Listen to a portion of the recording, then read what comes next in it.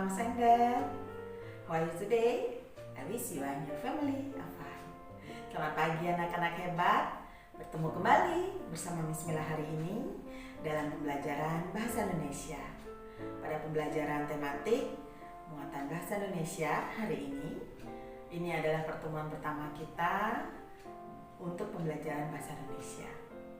Untuk membuka pembelajaran hari ini, mari kita tundukkan kepala sejenak, kita berdoa, mari kita berdoa. Terima kasih Tuhan untuk hari ini kami akan memulai kegiatan belajar. Kiranya Tuhan memberikan kepandaian kepada kami. Berkatilah sekolah kami dan guru-guru kami yang mengajar, serta kedua orang tua kami. Amin. Baik anak-anak, semoga anak-anak Bismillah temui dalam keadaan sehat dan dalam lindungan Tuhan bersama keluarga. Nah, di pertemuan pertama pada pembelajaran tematik muatan Bahasa Indonesia hari ini, di tema 1, Bismillah akan memaparkan sedikit materi yang terkait dengan materi Bahasa Indonesia di tema 1. Di tema 1 ini kita akan belajar mengenai menentukan ide pokok suatu paragraf. Nah, kemudian di subtema 2 juga sama, yaitu menentukan ide pokok paragraf dan menyusun paragraf berdasarkan ide pokok yang sudah diberikan. Nah, ide pokok juga disebut juga dengan gagasan pokok, di mana ide pokok atau gagasan pokok adalah suatu hal-hal utama yang mendasari pembentukan suatu tulisan atau karangan atau paragraf. Nah, untuk memahami materi mengenai ide pokok di tema 1, Bismillah sudah siapkan dan paparkan materi terkait dengan ide pokok di tema 1 ini. Silakan kalian simak dengan baik, dengan seksama, karena di akhir pembelajaran ini Bismillah akan berikan beberapa latihan soal terkait dengan materi yang sudah Bismillah paparkan dalam video. Semua jawaban yang Bismillah berikan atas soal yang Bismillah berikan, ada jawabannya pada pemaparan materi yang Bismillah paparkan hari ini. Silakan disimak dengan baik dan kalian boleh catat ke dalam catatan hal-hal penting yang perlu kalian catat. Selamat menyimak anak-anak.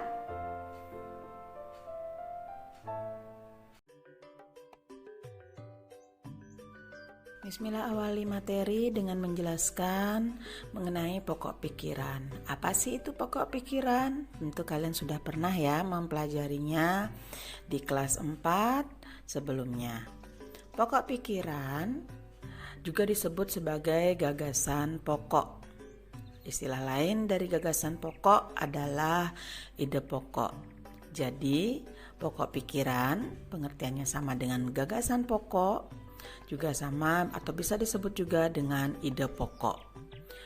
Ketiga tersebut memiliki makna dan arti yang sama ya anak-anak, kalian jangan bingung.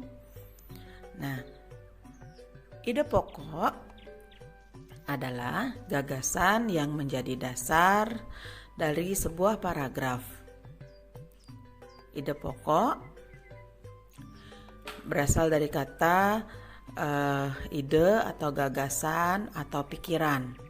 Serta dasar itu adalah hal yang pertama atau yang pertama kali atau awal yang digunakan dalam pengembangan paragraf.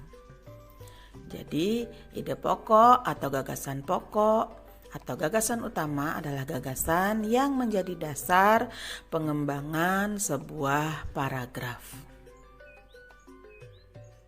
Ide pokok tidak hanya kalian temukan pada saat kalian membaca atau terdapat dalam suatu paragraf, tetapi ide pokok juga dapat kalian temukan pada saat menceritakan suatu gambar, serta dapat kalian temukan saat kalian menyimak atau mendengarkan suatu paragraf atau cerita. Nah, selanjutnya Miss Mila akan menjelaskan mengenai komponen-komponen paragraf.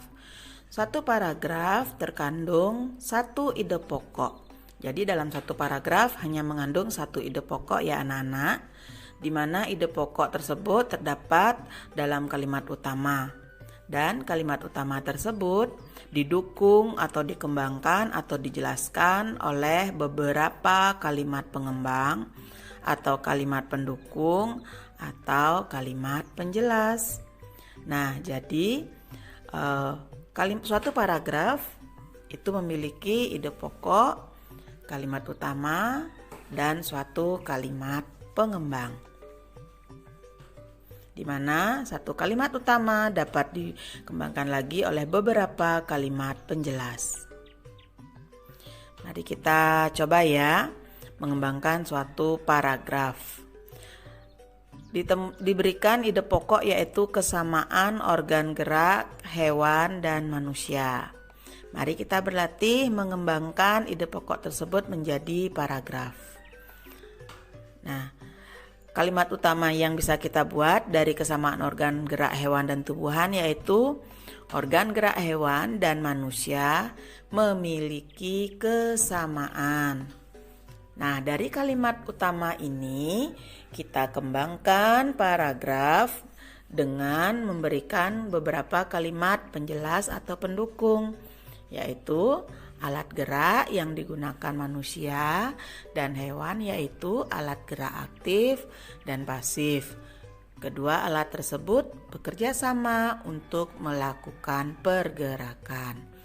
Nah, dari ide pokok yang diberikan, kita susun suatu kalimat utama, kemudian kalimat utama yang sudah kalian susun diperjelas atau dirinci lagi, didukung oleh beberapa kalimat penjelas atau kalimat pendukung.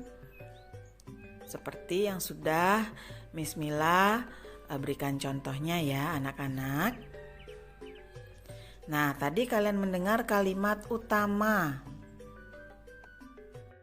Untuk selanjutnya, Miss Mila akan menjelaskan mengenai kalimat utama.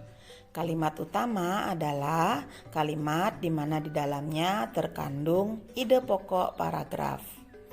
Berdasarkan letak kalimat utamanya, paragraf dapat dibedakan atau dikelompokkan menjadi 3, yaitu paragraf deduktif, paragraf induktif, serta paragraf campuran.